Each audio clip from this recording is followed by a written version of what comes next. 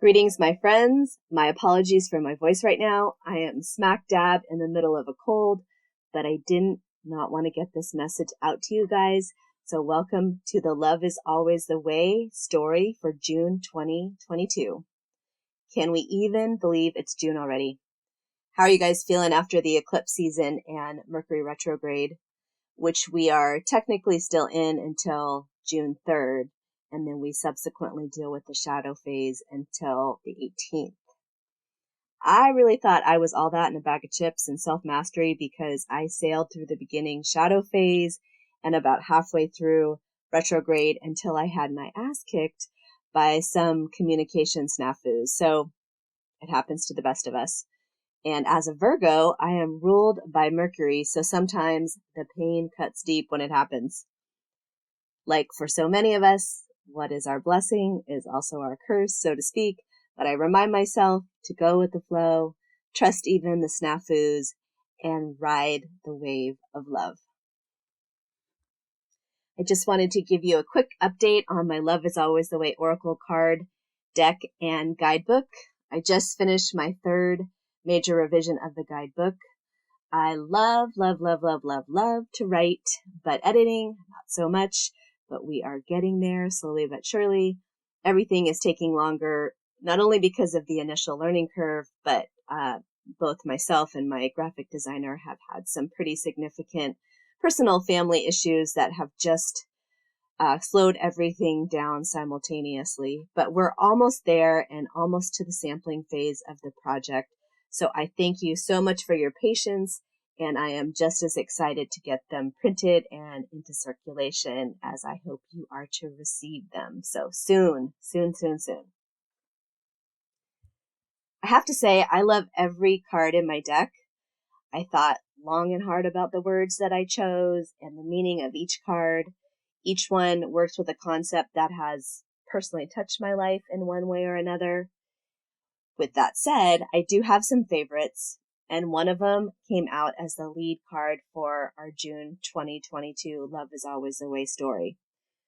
Once again, there is so much big stuff going on energetically in our world right now, so I had no idea or really any energetic foresight as to what was going to show itself as the core theme.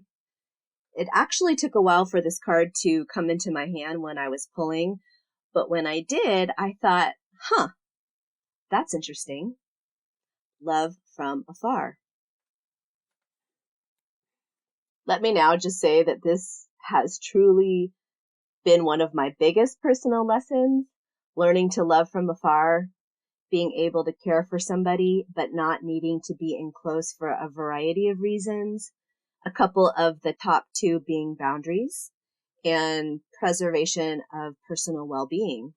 Instead, being able to bless and release somebody to their choices and their life path when it's not for you or for me to engage in further at that time. Sometimes things do come back around and sometimes they don't. In either case, it's about trusting in timing and having faith in the way forward. What I love most about these cards, even having created them and having written every word, is the additional meanings and nuances that still continue to show themselves, especially when it's not what I had initially intended, but something new develops and is created. Each card of any card deck really has infinite potential to share messages at any given moment. And when paired with other cards, a clearer picture starts to roll out as they work in partnership to communicate, which is actually pretty powerful. I wasn't sure where the initial message was going to lead me from there, but I went searching through my decks intuitively with my eyes and my third eye and my heart open. And I found myself drawn to the Denise Linn Sacred Traveler deck because I thought, if we're going to love from afar, where are we going right now? What is the purpose? As you look at the Love from Afar card, what is really striking to me in this moment is the road. When you look at it, do you feel like the person and energy in the front or further away? In either case, there is a significant distance. And just like magic, The card from the Sacred Traveler's deck is Distant Thunder, with the message Clear the Air. So immediately the message that space is needed is reinforced as something incredibly important right now. Something, an event, an interaction may feel sharp and sudden, even electric in its nature, but it's also necessary. Moments like this often come in to clear out what is no longer serving us in a quick, intense way because it's time. Maybe even to the point of being overbaked, and quick action is needed to move shit out of the way because we're just not doing it on our own, and most likely getting in our own way and not taking care of what we are being called up to do. Breakdown to breakthrough, it's that simple. Denise says, dramatic purification, renewal, and healing are occurring on many levels. Don't be concerned if there is chaos in your life. In this instance, this is good.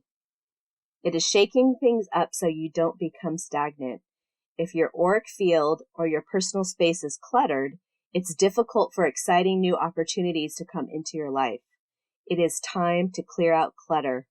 Release the old, discarded, and unused. Clear the air and release situations and people that don't empower you. Purify the dross out of your life. In order for renewal to occur, the old needs to make way for the new. That is the perfect message after the eclipse season. Love from afar. It is a key piece to healing right now. Getting some space and distance, especially from that which is broken and not working in your life, is imperative to creating space for renewed, fertile energy to come in. In other words, what will work? The one thing we can always count on is change, and the more we can do to embrace it and trust that what is on the other side of what we are so often holding on to so tightly and that no longer serves us is better than what we have and where we are right now. We cannot progress with our feet firmly planted in a way that doesn't allow flow. So this month, take space, embrace the distance, because it is in the quiet that you will hear your highest self and deepest intuition. Which leads us so beautifully right into our next card, which is listening. One thing I often remind friends who are going through a period of struggle, indecision, or confusion is to get to the quiet under the quiet. It's not the first layer, and it's not just an hour getting a mani-pedi. That is not going to cut it. I often find for myself, it's not the first day of R&R that gets me what I really need, but the second or third, or sometimes even after that, and after some surface layers have been sloughed off, and I can really settle into the quiet. It takes true commitment to deeply rest. Understandably, and in this society that we live in of go, go, go, sometimes slowing down enough to feel a lot of feelings and process incoming data can feel pretty scary. But on the other side of that is always so much rich intuitive guidance, the kind that will never steer you wrong. And it's what we are all hungering for and reaching for in any given moment. I love these Enchanted Map Oracle cards by Colette Baron Reed. I use them frequently because I find the concept of a compass card so incredibly helpful. They are useful in a reading about absolutely any topic and are always on point. This card is number 53, and 5 plus 3 is 8, which is the strength card in the tarot. There is always strength in listening. It's time to tune in as we take some time to love from afar. That may just be taking a temporary break in some cases. Take in the distant thunder and listen to what is trying to come through. In other words, listen up.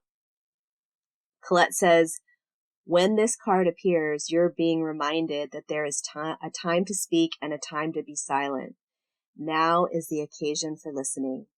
Pay attention to not only what is being spoken, but also what is not being said at the moment, for the deeper message is not always obvious.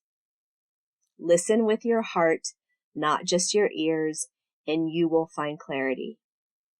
Receiving the listening card is a fortunate sign and ensures a greater understanding of circumstances.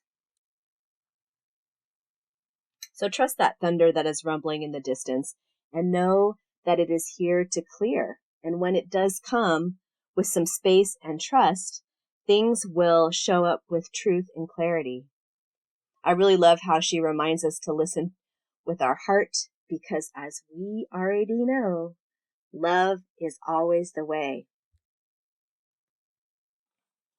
I went to another deck from Colette Baron Reid called The Wisdom of the Hidden Realms. My question was, what further information and guidance can we find from taking this time, space, loving from afar, and listening? The card that came out was the Ice Queen. Ideas preserved, non-action, entitlement. My initial hit as to how this all ties into our message for June is that after taking some time and space, then listening in after some things have been cleared out of the way, is that we need to sit in the quiet and take time with what has come through. Now is not the moment to act, but to rest and to marinate in the guidance. The time will come to make more solid moves, and we will know what they are and when. Colette says, the Ice Queen has come to block your movement for the highest good. Let your ideas be preserved until later. You can thaw them out and use them at another time when they will best serve. The realm of the Ice Queen is the place of non-action, and now is the perfect time to take a look at how far you've come and ask yourself for a re-clarification of your highest goals. Not all of your plans can be accomplished at this moment. In fact, putting them on ice allows for the perfect timing later on. Reclarification also makes me think of Mercury retrograde, which, of course, anything with the RE words, reconsider, reclarify, is on point for still being in Mercury retrograde at the beginning of June and into the shadow until the 18th. So to sum it all up, surrender to the timing of now. And as always, faith, hope, love. I do love how the owl is looking over the Ice Queen as she sleeps, reminding us that wisdom is indeed there for us when we commit to deep rest, the quiet under the quiet. The number on this card is 28. 2 plus 8 is 10, which is the number of endings. 1 plus 0 is 1, which is the number of new beginnings. So interesting how endings and beginnings go hand in hand. So when we take time to stop, reflect, rest, not to mention love from afar, we allow time and space for things that are over to come to an end and that need some room to breathe. And that will subsequently provide a void that will always be filled by what is next in and on divine time. At this point, I felt like we were in need of some magic. So I pulled out my Pure Magic Oracle by Andres Ingracia. Card number 1, back to the point from just a minute ago about creating the space for a new beginning, is the Ancestors card, citing family, survival, death, and worship. I love how this card has a representation of what I would say is the third eye, inner knowing. The information and guidance that you seek is deep in that space of quiet, and that is also where you find your ancestors, all that came before you, that are now 100% invested in your well-being and your best life. They are here to support you, so call them in, ask for their help. Are you listening to what they have to say? Looking back to the listening card, we are reminded that elephants are a symbol of wisdom, and your ancestors and guides are the pinnacle of guidance for you as a human being right now. Elephants have an excellent memory and run a long game, just like your ancestors do in the greater context of the universe and the work that we're all doing together. They are here for you, so loving and so supportive. Elephants also live in a utopian matriarchal society where every other elephant is cared for, which is going to tie into some of the messages to come. So stay tuned for that part. The word death on this card also reminds me that life is a constant series of death and rebirth moments within the big entry and exit points of our life. Sometimes it takes a deeper moment of quiet and rest, like with what the Ice Queen is suggesting, so we can be reborn with new insights for a new moment, pushed onto a new part of our path, shedding what is no longer serving us in the process. Again, right on time, coming out of this eclipse portal and continuing to work our way through this most recent Mercury retrograde. For the last couple of cards, I really wanted to work with cards that would pull in divine feminine guidance and support at a time when the sovereignty and autonomy of women and our bodies is under attack, number one. And number two, because innocent people are being needlessly killed by gun violence in the United States of America, which is where I live. Things are a hot mess right now, but I do truly feel like we are on a tipping point. Toxic masculinity and the patriarchy is starting to crumble, but they are not going down without a fight. So we're seeing a lot of darkness right now. I believe it's women, and actually the divine feminine energy within all of us, along with love and higher consciousness, that are going to ultimately shift the paradigm. It is hard to hold space and not to despair at times like this, but we have to use this as fuel to keep going. Even if that means taking some time to be quiet as the air clears, so we know which way to go from here, both individually and as a collective. We can all do something. This is the ripple effect. Whether it feels small or not, take some time to figure out what you can do. I love Mother Mary. I was raised Catholic. I'm not currently a practicing Catholic, aside from the occasional wedding or funeral, but I do have gratitude for many of the things I was taught, especially within my extended family structure. Mother Mary was always very important to my grandmother. She spoke about her often, and as a mother of 6, I now understand why she tapped into this source of gracious, nurturing, loving energy, as Mother Mary is the epitome of the divine feminine and what it means to be a woman. So I knew Mother Mary was the go-to for the Love is Always the Way story message for this month, to light our path and shine the light of inspiration in what feels like some very dark days. The Mother Mary Oracle cards are by Alana Fairchild.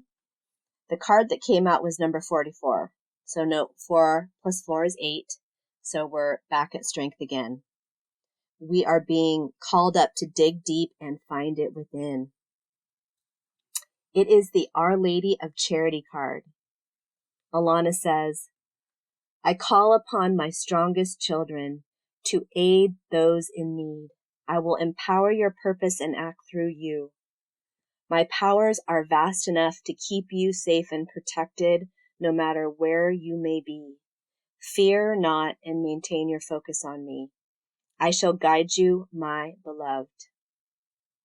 Then she goes on to say, being a healer isn't always a professional choice. Sometimes we are simply healers in how we are in the world. And sometimes those with a particular ability to love the Divine Mother are asked by her to be present in particular environments in need of healing. Those environments are often the darkest ones that are in the most need of her light. We are in some dark days right now on so many levels, but we are all here to heal, not only ourselves, but each other and the collective. You're a healer. Together, we have to find our strength after this period of rest and recalibration to shed this old shit that isn't working anymore and to continue moving forward into the light. Just like the truth always comes out, the cream always rises to the top, the light will ultimately always overcome the dark. And it is in moments like these when we feel so absolutely helpless that we have to take some time to pause, reconsider, and reset to keep going. Elephants once again show us the way forward by how they grieve, show compassion, and keep moving forward through all of it. Life is messy. It's hard, it's painful, and conversely filled with so much joy, celebration, and many good things. Love is always the way, and we have work to do, internally and externally, even if it means we have to learn to love from afar while we're doing it. Finally, I pulled from the feminist oracles to provide a more current assist to the eternal and divine energy of Mother Mary. The card that came out was Emma Watson, and it couldn't be a more perfect shift into the energy and reminder of the divine feminine on the rise.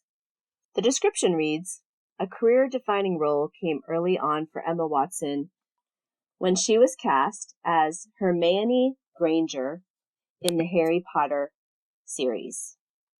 Her first professional acting role was at age 10. She went on to not only star in 8 Harry Potter features, but also to earn a degree from Brown University. She also became a model for the British fashion house Burberry and was appointed a United Nations Goodwill Ambassador. As a part of that role, she launched the He for She campaign for gender equality. I took a minute to look up the He for She campaign, and their mission is right on point with our message this month. This is the description that is listed on their website.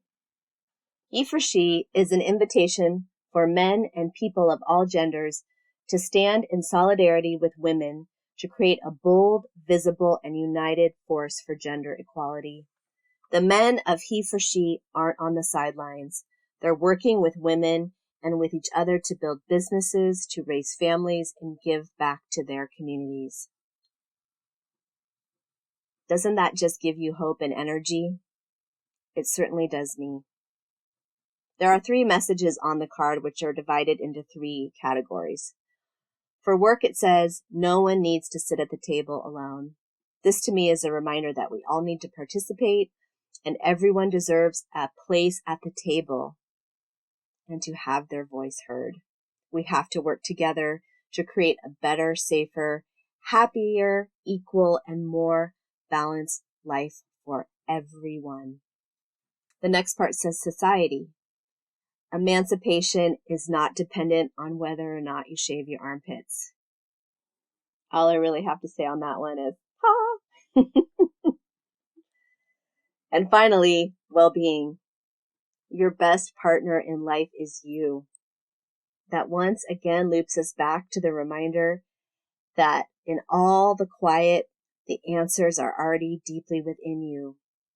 It's okay to take a rest like the Ice Queen. Put yourself on ice, ice, baby. I really probably just showed my age right there. When you take the time to rest, you will find your inner strength and you will know what to do next. And watch out, because they will hear you roar, honey. So, to sum it all up for June, there is a time and place to love from afar. It is now. So own your power in knowing that it is the right fit for the moment. Don't be afraid when the distant thunder may seem and sound ominous, but is really here to clear the clutter and cut through the things that are not really working in your life or serving you. Center in love and trust that everything happens for a reason in and on divine time. Get quiet. So quiet that you find the quiet under the quiet, because all of the magic and the messages lie deep within. Listen up. There's a time to speak and a time to act, and the elephants and the ice queen are telling us that neither are right now. Coming out of Mercury retrograde in June, everything is about the REs, reassess, reconsider, reevaluate, etc., etc. You'll know when to make moves, how and where when the time comes. When you get quiet, all of that information becomes crystal clear. You just have to listen. Your ancestors, your guides, your angels, all of the higher dimensional energy forces have your back, baby. Lean into them extra this month. Especially Mother Mary, who is such a beautiful, divine, feminine energy. That is what we need more than ever to change the world right now, and she is here to show us the way with love. Finally, in the spirit of Mercury retrograde and Emma Watson, it might be time to re-watch Harry Potter, or at least check out her he for she efforts this month. I'll post the link below along with the card decks used in this reading. So how are you feeling after hearing all of this? How does it resonate with you? I would love to hear your thoughts in the comments below and dialogue further about anything that comes up throughout the month. So let's keep the conversation going. I appreciate your likes and shares. And in the meantime, I am sending you lots of love from afar for a healthy, happy, and safe June.